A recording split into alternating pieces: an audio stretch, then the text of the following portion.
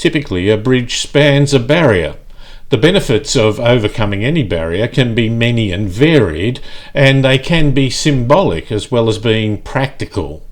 The purpose of this webinar is to enhance the conversation of our understanding and working with the complex impacts of bridges and how we can maximise our benefits of those gains.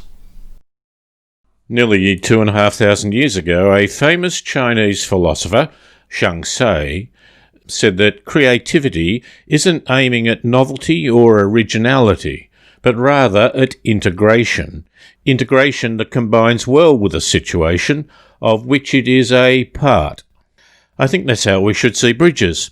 Yes, they can be creative, original engineering marvels, but the effect is not just better travel conditions. They impact public and business activities. They can be beautiful in design and be a symbol of achievement. European settlement in Australia first focused on Sydney Cove, with the tank stream providing water. The stream also divided the settlement practically and symbolically, with the eastern side being held for the government and administrative functions, and the western side for convicts. You could get across the stream, but the first bridge was built in 1792. I understand that the price paid for construction was 3,000 gallons of rum. Crossing the Harbour was a bigger barrier. A steam ferry service started in 1842, but with the bridge from 1932, North Sydney and areas further north attracted a wider range of activities at a faster rate. We have forged our way across some rivers and ravines before bridges, but bridges lifted the level of access and efficiency enormously. The Pacific Highway that links Sydney and Brisbane struggled as an arterial route when some barriers did not have a bridge. In the 1950 floods at Kempsey, 2 or 3 ferries were washed out to sea, never to be seen again. The last ferry crossing on the highway was only replaced in 1966 at Harwood.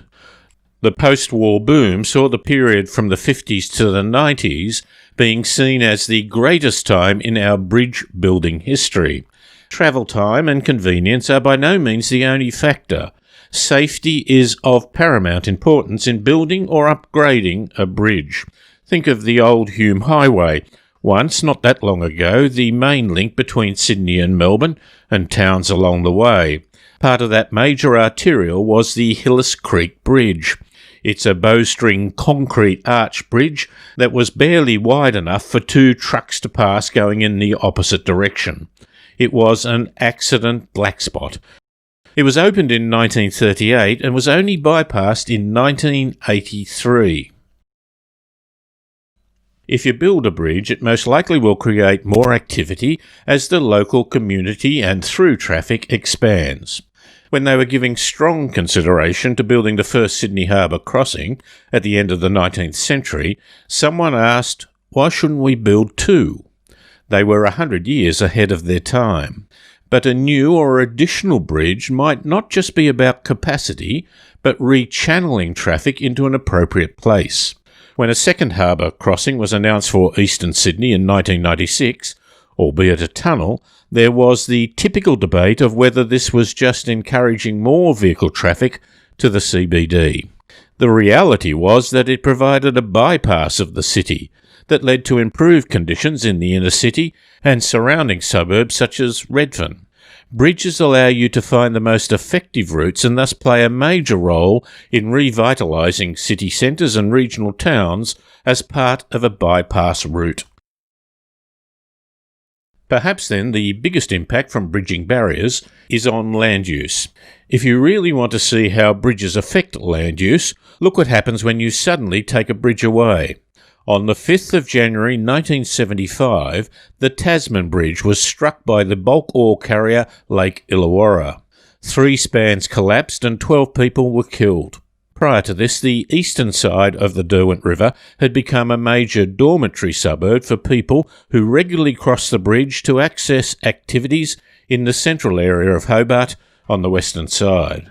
A 10-minute or so access time suddenly turned into a long queue for a passenger ferry or a drive of over an hour. Quickly after the catastrophe, the east side areas began to develop much wider land use activities such as major shopping areas. There were a number of technical papers written about the impact, one titled Tasman Bridge Collapse, Its Influence on the Transport and Social Behaviour of a Population.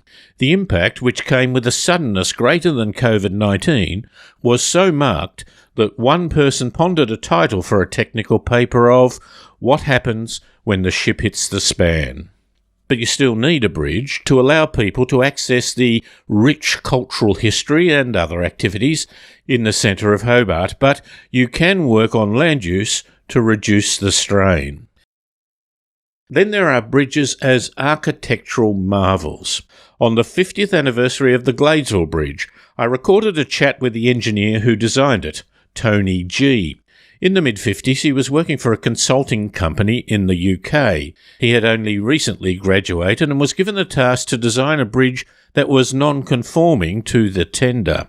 He had to develop, for the first time, computer programs, and there were only 2 computers in the UK he could use to run the program. It was a marvellous project of technical development, but also resulted in a stunning bridge.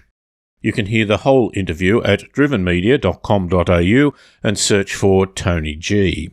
More recently, Ray Wedgwood, the chief engineer responsible for the splendid Anzac Bridge, sadly passed away. Ray had pursued the aesthetic aspect of bridge design during his career. For the Anzac Bridge, the local council didn't want it to be too tall compared to surrounding land use. They were happy with a low bridge with pylons in the water to reduce the span. The cable stay bridge was more expensive, but Ray argued till it was agreed to. Ken Dobinson, a former director of the Department of Main Roads, reminisced about Ray's legacy for bridges and for the community. Soon after this, I was interviewed on ABC Radio and took some talkback calls on how people reacted to bridges. The phone calls flooded in, expressing pleasure and pride in our bridges. But we don't always get a bridge that is elegant and practical. The Tibi Cotter Pedestrian Bridge in Sydney was quite spectacular and named after a Test cricketer who died in the First World War. It was announced in a hurry with grand political fanfare. Sadly, it is seen as a white elephant whose cost overrun was soundly condemned by a government audit. Bridge design and implementation is a combination of many factors. But when we get it right, who can deny the practical and symbolic nature of the Sydney Harbour Bridge? I have a 99-year-old friend who remembers standing on her veranda as a very young girl and watching it being built with a sense of awe and pride. The power of a grand arch in Sydney was foretold more than 150 years before the Harbour Bridge was opened. Erasmus Darwin, grandfather of Charles Darwin and linked to the Wedgwood family, was a poet, physician and natural philosopher. To commemorate the beginning of European settlement, some Sydney clay was sent back to England for the Wedgwood organisation to make some celebratory medallions. Without having been to Sydney, Erasmus wrote a poem, Visit of Hope to Sydney Cove near Botany Bay. Some of the lines from that poem are, Shall bright canals and solid roads expand, there the proud arch, colossal-like bestride, yon glittering streams and bound the chasing tide. It was published in 1789. Sydney Harbour is more than just a glittering stream, and the Harbour Bridge is probably more than he envisaged, but he certainly prophesied the spirit of the city and the impact of the bridge. Bridges are an integration of the complex activities of design, construction and community needs. They can create history and promote civic pride, as well as enhancing our travel opportunities and the associated activities. So we must look for and plan for all those benefits to ensure that bridges are an integration that combines well with the situation of which it is a part.